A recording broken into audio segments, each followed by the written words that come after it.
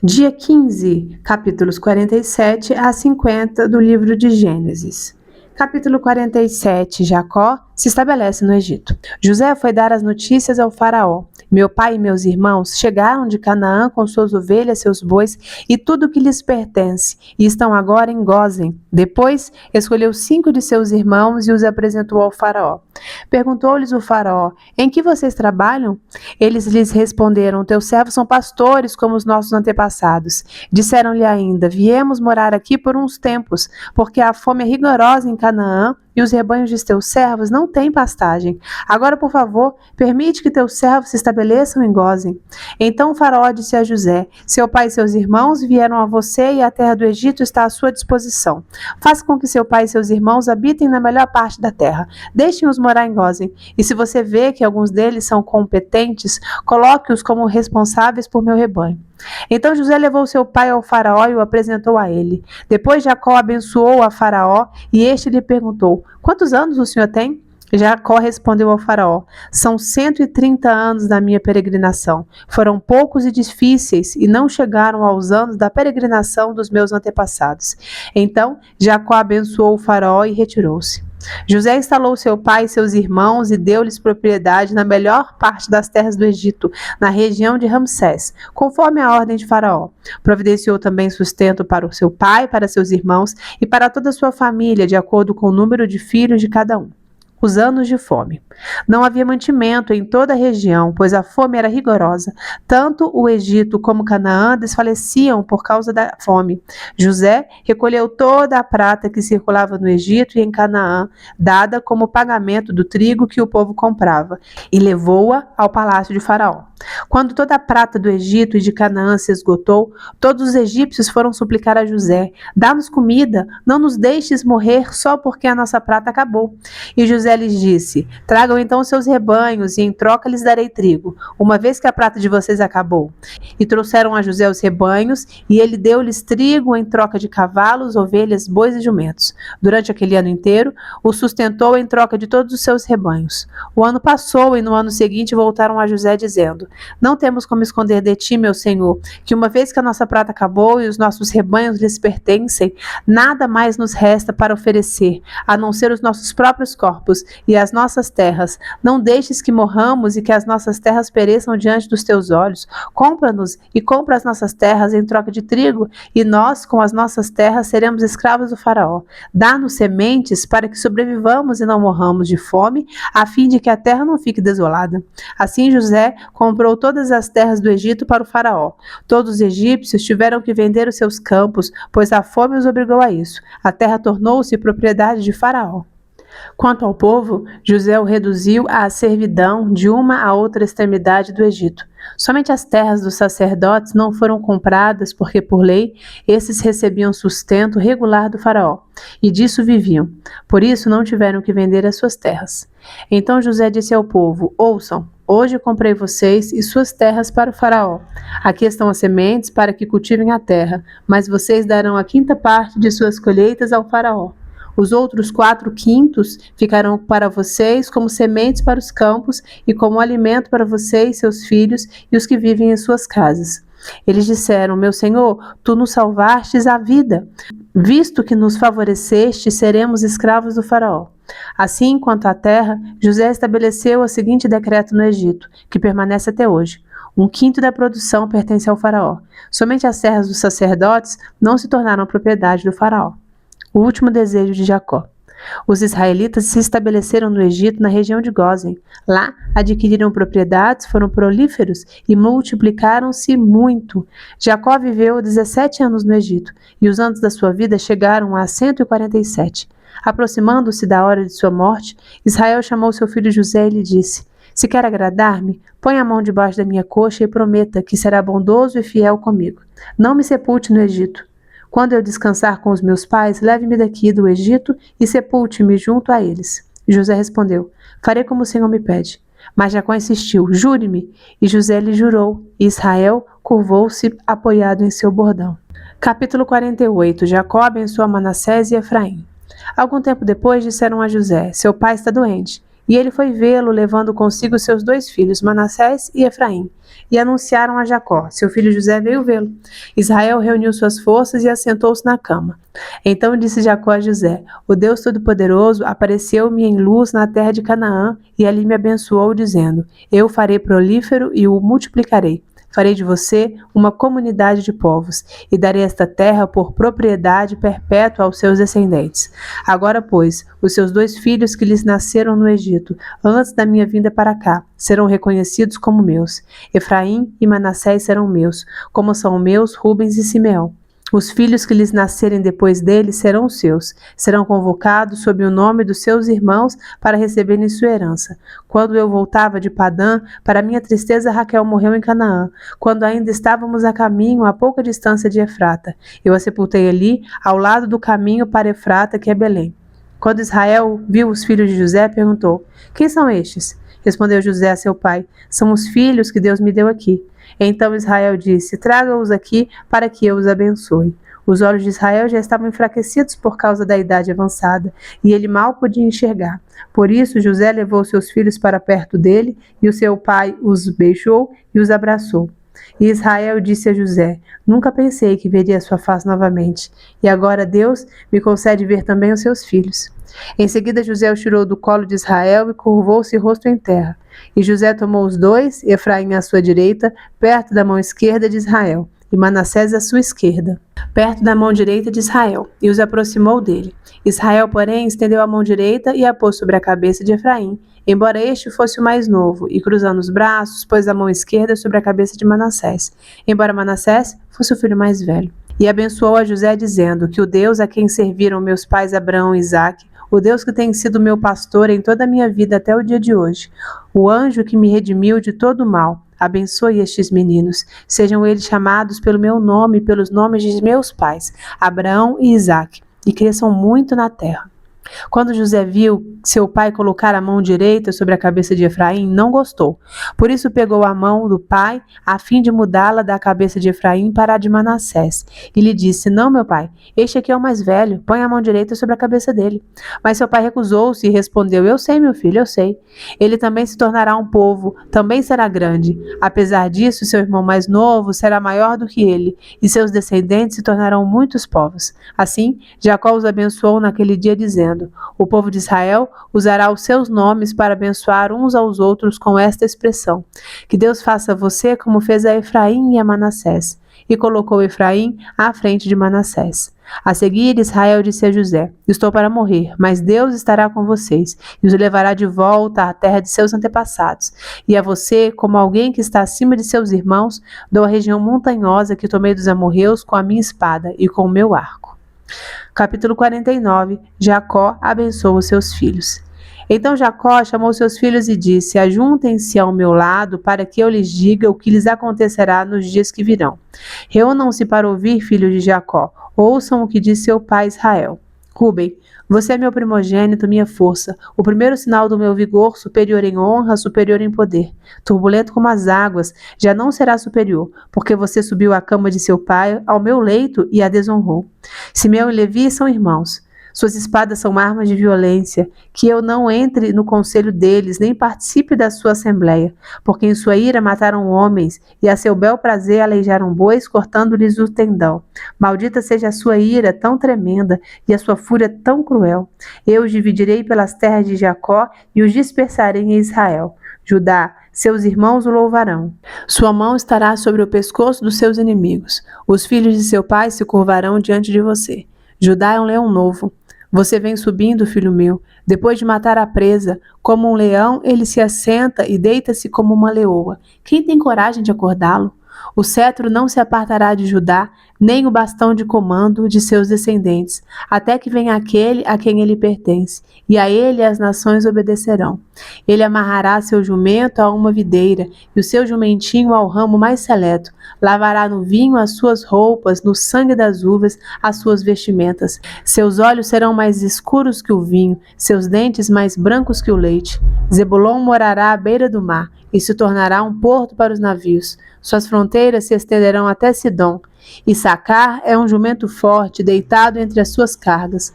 Quando ele perceber como é bom o seu lugar de repouso e como é aprazível a sua terra, curvará seus ombros ao fardo e se submeterá a trabalhos forçados. Dan defenderá o direito do seu povo, como qualquer das tribos de Israel. Dan será uma serpente à beira da estrada, uma víbora à margem do caminho que morde o calcanhar do cavalo e faz cair de costas o seu cavaleiro. Ó Senhor, eu espero a tua libertação.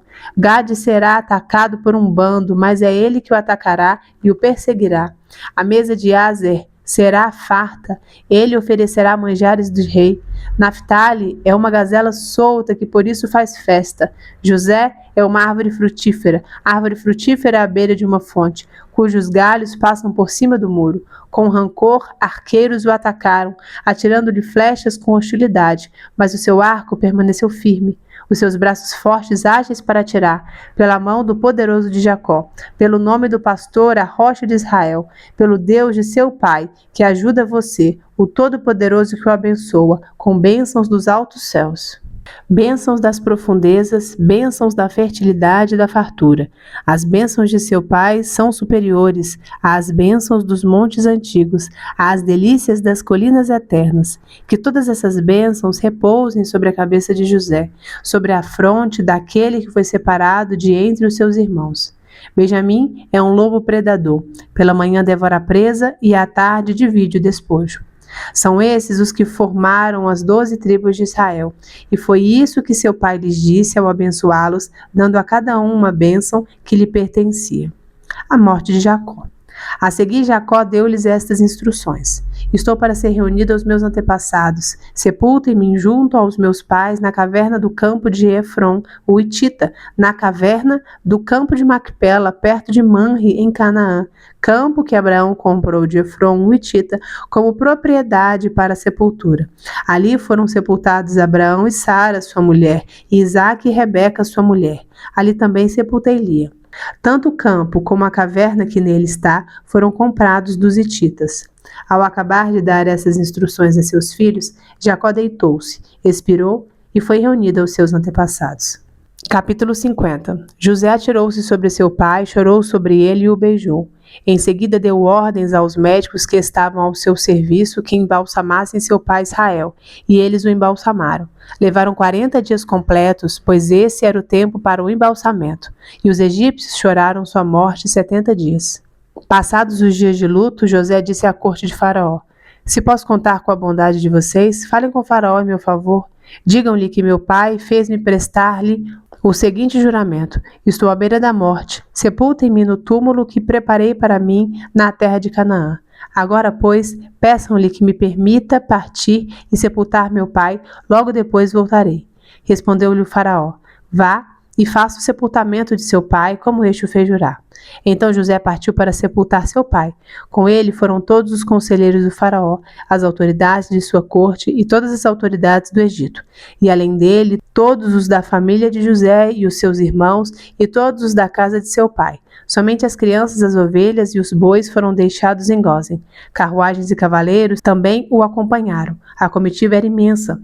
Chegando à eira de Atade, perto do Jordão, lamentaram-se em alta voz com grande amargura. E ali José guardou 7 dias de pranto pela morte do seu pai. Quando os cananeus que lá habitavam viram aquele pranto na eira de Atade, disseram: Os egípcios estão celebrando uma cerimônia de luto solene. Por essa razão, aquele lugar próximo ao Jordão foi chamado de Abel-Mizraim. Assim, fizeram os filhos de Jacó o que este lhes havia ordenado. Levaram-no à terra de Canaã e o sepultaram na caverna do campo de Macpela, perto de Manre, que com o campo Abraão tinha comprado de Efron o Hitita, para que lhe servisse de propriedade para a sepultura. Depois de sepultar seu pai, José voltou ao Egito com seus irmãos e com todos os demais que o tinham acompanhado. A bondade de José. Vendo os irmãos de José que seu pai havia morrido, disseram: E se José tiver rancor contra nós e resolver retribuir todo o mal que lhe causamos? Então mandaram um recado a José, dizendo: Antes de morrer, teu pai nos ordenou que te disséssemos o seguinte: Peço-lhe que perdoe os erros e pecados de seus irmãos que o trataram com tanta maldade. Agora, pois, perdoa os pecados dos servos do Deus do seu pai. Quando recebeu o recado, José chorou. Depois vieram seus irmãos, prostraram-se diante dele e disseram: Aqui estamos, somos teus escravos. José, porém, lhes disse: Não tenham medo. Estaria eu no lugar de Deus? Vocês planejaram mal contra mim, mas Deus o tornou em bem para que hoje fosse preservada a vida de muitos. Por isso não tenham medo, eu sustentarei vocês e seus filhos. E assim os tranquilizou e lhes falou amavelmente. A morte de José. José permaneceu no Egito com toda a família de seu pai. Viveu 110 anos e viu a terceira geração dos filhos de Efraim. Além disso, recebeu como seus os filhos de Maquir, filho de Manassés. Antes de morrer, José disse a seus irmãos: Estou à beira da morte, mas Deus certamente virá em auxílio de vocês e os tirará desta terra, levando-os para a terra que prometeu com juramento a Abraão, a Isaque e a Jacó. E José fez que os filhos de Israel lhe prestassem um juramento, dizendo-lhes: Quando Deus intervir em favor de vocês, levem os meus ossos daqui. Morreu José com a idade de 110 anos, e depois de embalsamado, foi colocado num sarcófago no Egito. Breves comentários sobre os capítulos. Nós lemos os capítulos 47, 48, 49 e 50 do livro de Gênesis. Está acabando o livro, né? No capítulo 47, eu queria chamar a atenção para o versículo 9. O faraó pergunta para Jacó: E aí, quantos anos o senhor tem, né? E tal, puxando aquela conversinha despretensiosa. E Jacó responde: São 130 anos da minha peregrinação. Foram poucos e difíceis e não chegaram aos anos da peregrinação dos meus antepassados. São poucos e maus em algumas versões. E eu fiquei pensando, em uma época eu trabalhei com um senhor que tinha 75 anos. E ele falava assim comigo: Sara, eu fiquei velho muito depressa. O tempo passa muito rápido. Quando eu vi, eu já tinha ficado idoso. E a vida realmente é assim, ela passa muito depressa. Então é necessário que nós tomemos as rédeas da nossa vida, sabe? Que a gente não viva pela circunstância dos outros. Porque é muito comum a gente viver: ai, eu vou só apagar incêndio aqui. Ai, eu vou viver pelo que está acontecendo. Nossa, o que eu tenho que resolver para o outro? Qual que é a pendência do outro? Mas a vida passa muito rápido, né? Eu não sei se é Salomão que fala que o tempo passa rápido e nós voamos. É tudo muito rápido. Então, tome para si as responsabilidades da sua vida, sabe? Não deixe na mão de terceiros, não. Às vezes a gente fica barrado porque alguma coisa nos traumatizou, às vezes no passado te traumatizou, e você, na infância, por exemplo, você foi traumatizado, você foi marcado, e naquela época, a forma que você tinha para lidar com aquele trauma foi se fechando, se travando, sabe? Mas hoje você é adulto, hoje você e eu podemos lidar de uma forma diferente com os traumas, com as coisas do passado. A gente não precisa esperar para fazer 80, ou sei lá, se você vai viver até os 130 anos e falar: puxa, foram dias difíceis, poucos e maus, mas não, que você possa chegar, né, na fase mais avançada da vida e falar: foram bons, eu tive sim dificuldades, mas o Senhor me capacitou a vencer os traumas, a vencer as lutas, eu venci, graças a Deus, amém? Versículo, agora no capítulo 48, é legal que José, apesar do tempo que ele ficou no Egito, ele levava a sério a questão da bênção, e ele leva lá os seus filhos, Efraim e Manassés, para ser abençoado por Jacó. Muitas coisas vão se perdendo na nossa cultura, né? E antes era uma coisa tão comum a gente ver as pessoas pedindo bênção, bênção pai, bênção mãe, mas hoje você vê que isso já não é comum. Mas é importante, a bênção dos pais é algo muito importante, é algo que eu tenho tentado implementar sempre aqui comigo e com os meus filhos agora, de pedir bênção, pedir a bênção do pai, pedir a bênção da mãe, pedir a bênção dos avós, porque há um poder especial na autoridade imposta pelo Senhor. Os pais são autoridade na vida dos filhos. Se você ainda tem seus pais vivos, não se esqueça, peça bênção para ele. Fala: pai me abençoa, mãe me abençoa. E se você tem filhos, ainda está na fase da criação dos seus filhos, também implemente isso na sua casa, sabe? Implemente isso na sua casa. Fala: olha, pede bênção, eu te abençoo, meu filho. Use a sua boca para profetizar bênçãos na vida do seu filho. Faz toda a diferença.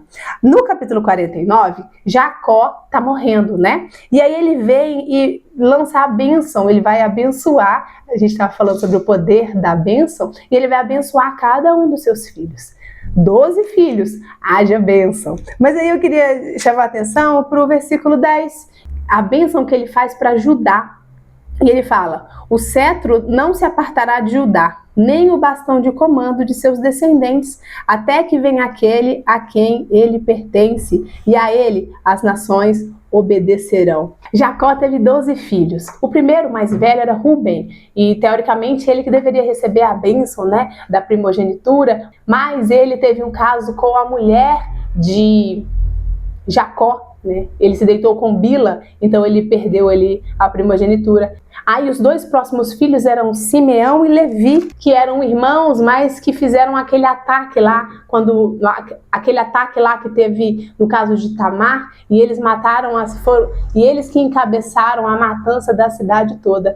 Então a bênção vai para Judá, que é o quarto filho. E é muito legal porque aqui é mais uma profecia do Antigo Testamento que se refere a Jesus como rei prometido, né? Porque fala, olha, o cetro não se apartará de Judá, que é o quê? A liderança, nem o bastão de comando de seus descendentes, até que venha a quem ele pertence, Jesus. Jesus, ele é da tribo de Judá. E é muito interessante a gente lendo o Antigo Testamento e você vê várias profecias que vão se cumprir lá pra frente, no nascimento de Jesus, na vinda de Jesus. Isso ensina pra gente o quê? Que o Senhor, ele não perdeu o controle da história. Do início ao fim, ele sabia de todas as coisas, sabe? As coisas já iam sendo construídas. A gente vive no nosso tempo, né? O tempo para nós humanos é o Cronos, o tempo presente de relógio. Mas o Senhor, ele não vive no Cronos, ele vive acima da linha do tempo. Então é isso, ele está sempre no passado, ele está no futuro, ele está no presente, ele controla todas as coisas. E isso é mais um motivo para a gente confiar que o Senhor, ele cuida. O Senhor, ele sabe o que está acontecendo, ele sabe o que está fazendo. E para finalizar, no capítulo 50, a gente vê a morte de José. José passou aquele sofrimento todo ali no Egito, depois ele foi exaltado, mas por fim, ele já está aí na sua velhice, e ela é interessante que fala lá no versículo 21, não tenham medo, eu sustentarei você e seus filhos, e assim tranquilizou e lhes falou amavelmente. Depois que Jacó morreu, os irmãos de José pensaram que José ia se vingar deles, porque eles foram muito maus com ele, né? Mas José falou com eles amavelmente, que as dores da nossa vida não nos endureçam, mas que nos amoleçam, nos deixe mais resistentes por um lado, mas mais amolecidos por outro, sabe? É igual quando você não é pai, quando você não é mãe, você vê um menino fazendo pirraça e você fala assim, nossa, que absurdo, gente, o menino fazendo pirraça. Só que aí o tempo passa, você vira mãe, vira pai, você entende a realidade como uma criança, e aí quando você vê de novo um pai ou uma mãe com uma criança fazendo pirraça, você fala assim, oh meu Deus do céu, Deus tem misericórdia dessa vida, um dia é ela, outro dia sou eu. Você fica com o coração mais amaciado, você fala mais amavelmente, que as coisas que você passou te façam ser assim, ficar mais amável, sabe? Ficar mais flexível e não tão duro. A vida passa tão rápido pra gente ser tão duro com as pessoas e com as coisas, né? Que o Senhor nos dê essa graça de sermos mais flexíveis, sermos mais amáveis uns com os outros. Amém? Senhor Deus, nós te louvamos pela sua palavra, que é viva, que é eficaz, que nos ensina, e pedimos que o Senhor nos direcione, Pai, porque os nossos dias são poucos aqui nessa terra, nós voamos, nos ajuda a nos comprometermos com a vida, a não deixarmos a nossa vida passar, a não sermos levados pelas circunstâncias, pelas urgências da vida, mas colocarmos como prioridade as coisas importantes para nós e vivermos uma vida que agrada ao Senhor. Nos ajuda, Pai, a lembrarmos sempre das bênçãos, usarmos a nossa boca para abençoar os nossos filhos, para lembrarmos também de pedir a bênção do Senhor. Nos ajuda, Senhor, a sermos um canal de bênção na vida dos nossos filhos também, e também pedimos essa bênção aos nossos pais, em nome de Jesus. Nós te louvamos que a tua palavra nos revela Jesus do início ao fim. Nós aprendemos e entendemos que Jesus veio para nos salvar. Nós te louvamos pela riqueza da tua palavra. Nós te louvamos e te bendizemos em nome de Jesus. Amém. Amém. Se você já está aqui, terminamos o livro de Gênesis. Curta, compartilhe, se inscreva, comenta aí o que você achou do livro de Gênesis, o que você acha mais legal, o que você não entendeu, o que a gente pode melhorar, e a gente se vê amanhã, se Deus quiser. Tchau!